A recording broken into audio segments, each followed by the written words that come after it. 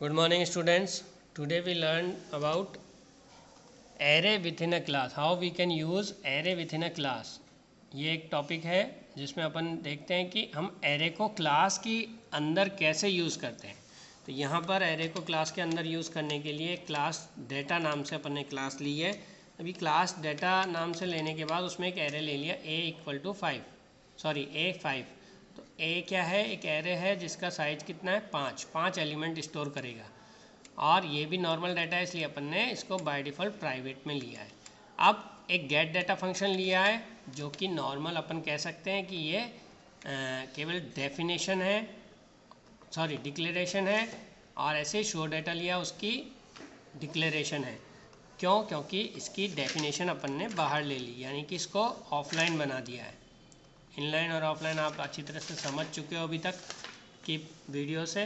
तो अब ये ऑफलाइन बना दिया, गेट डाटा अपन ने बाहर उसको ऑफलाइन डिफाइन कर दिया। ऑफलाइन में गेट डाटा यानी इनपुट लेने के लिए अपन ने एक फंक्शन बनाया है, इसमें वो इनपुट लेगा और सी आउट से क्या मैसेज दिया उसने कि प्लीज़ एंटर एलिमेंट्स। तो इसने ये मैसेज दिया कि please enter the element of array, element of array को एंटर करो। अपने एरे अपन ने 5 का लिया है, इसलिए 5 एलिमेंट्स मांगेगा एंटर करवाने के लिए। तो उसको 5 बार अपने को चलवाने के लिए अपन ने ये मैकेनिज़्म यूज़ किया है, जो कि आप प्रीवियस बेसिक क्लासेस में पढ़ चुके हैं। फॉर लूप से हम किसी भी एरे को इनपुट ले सकते हैं। तो फॉर लूप से अपन ने एरे को इनपुट लिया है सी इन के थ्रू।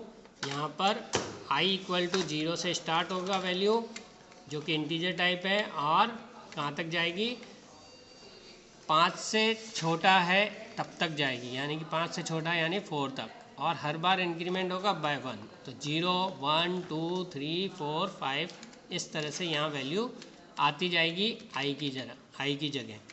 तो a = 0, इधर समझ लें, a = 0, a = 1, a = 2, a = 3, a = 4 तक यहाँ पे वैल्यू आती रहेगी हर एक बार, और i से इंक्रीमेंट होता रहेगा। तो इसके लिए ये मैकेनिज़्म अपन ने अपनाया है। ऐसे कैसे एक मैकेनिज़्म अपनाया है, वैल्यू स्टोर कर लेगा तो जब अपन आउटपुट दिखाने के लिए कहेंगे तो आउटपुट दिखाने के लिए इसने यहाँ पर अपन ने एक फंक्शन बना दिया है, उसको डिफ़ाइन कर दिया शो डाटा। शो डाटा में क्या कर रहा है, इसको थोड़ा प्रॉपर इंडेंट करना चाहिए आपको, इस तरह से जिस तरह से मैं कर रहा हूँ उस तरीके से इसको प्रॉपर इंडेंट करके लिखना है प्रोग्राम को कॉपी में। ये अच्छा भी लगता है और एग्जामिनर को देखते ही समझ में आता है। क्यों? क्योंकि उसको पता चलता है कि कौन से ब्लॉक कौन से कितने अंदर दिए हुए हैं। ये ब्लॉक्स अलग अलग बना रखे हैं मैंने, अंदर दे रखे हैं। ऐसे ही इसको भी थोड़ा सा इंडेंट करना है प्रॉपर, और ये इंडेंट जब भी करोगे तब उससे आपके मार्क्स में बहुत फ़र्क पड़ेगा। क्यों फ़र्क पड़ेगा? क्योंकि इससे एग्जामिनर को आपका पूरा प्रोग्राम समझ में आता है। और अगर आपने आड़े टेढ़े कुछ भी लिख दिए तो उसको ये पता नहीं चलेगा कहाँ से शुरू हो रहा है कहाँ ख़त्म हो रहा है, तो वो मार्क्स आपके कटने का पूरा चांस रहता है। उसको चीज़ समझ नहीं आएगी तो वो आपके मार्क्स 0 भेजेगा। इस तरह से प्रॉपर वर्क होना चाहिए। अब आपके ये शो डाटा नाम का एक फंक्शन बनाया है, जो कि ऑफलाइन बनाया अपन ने।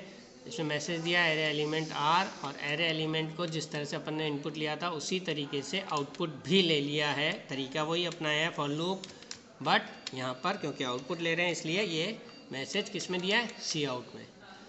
/n अपन यूज़ करते हैं फॉर न्यू लाइन, तो हर एक एलिमेंट के बीच में जगह आ जाएगी एक एक लाइन की, इसलिए। अब मेन में क्या बात करते हैं, मेन में अपन ने क्या लिया है, ये जो क्लास बनाई है डाटा, उस क्लास का एक ऑब्जेक्ट डिक्लेयर किया d। अब उस ऑब्जेक्ट को जब डिक्लेयर करते हैं उसके थ्रू ही अपन ये फंक्शन कॉल कर पाते हैं। कॉल करने का तरीका अपने को पता है, d.getData। पहले तो आएगा ऑब्जेक्ट का नाम, ऑब्जेक्ट के थ्रू ही करते हैं, विदाउट ऑब्जेक्ट नहीं कर पाते हैं, इसलिए पहले ऑब्जेक्ट डिक्लेयर किया। तो डिक्लेयर किया ऑब्जेक्ट, देन उसके बाद उस ऑब्जेक्ट डॉट फंक्शन नेम को अपन ने क्या किया, कॉल किया। यहाँ पे आएगा गेट डाटा में, और गेट डाटा ने जो जो काम करने को कहे हैं कि मैसेज प्रिंट कराएगा please enter value for array, और इनपुट कराएगा एरे की 5 वैल्यू, वो काम करके इसको ले जाके वापस यहाँ पहुँचा देगा।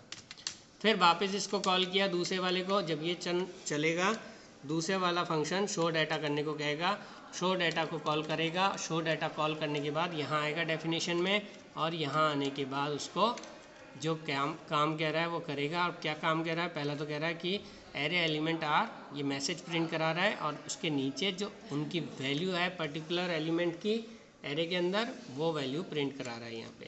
तो इस तरीके से अपना ये पूरा प्रोग्राम हो जाएगा। गेट सी एच आउटपुट दिखा के ये बाहर आ जाएगा।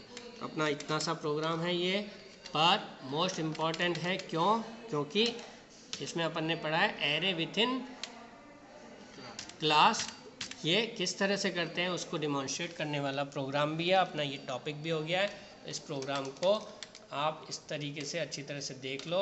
इसका वीडियो भी अच्छी तरह से बना हुआ है, इसको नोट करो एक एक लाइन वाइज, और इसको प्रैक्टिकल रिकॉर्ड में भी करना है। और आपकी थ्योरी में ये how we can pass array within class के अंदर भी ये काम आपके आएगा। ठीक है, विथ एग्जांपल इसको समझाना है। थ्योरी में अगर क्वेश्चन आते हैं क्वेश्चंस, तो उसमें भी आपको ये समझाना है। तो इसको आप नोट करो। प्रैक्टिकल रिकॉर्ड में तो एज प्रैक्टिकल काम आएगा, और थ्योरी में उसको एग्जांपल देके समझाने के काम आएगा।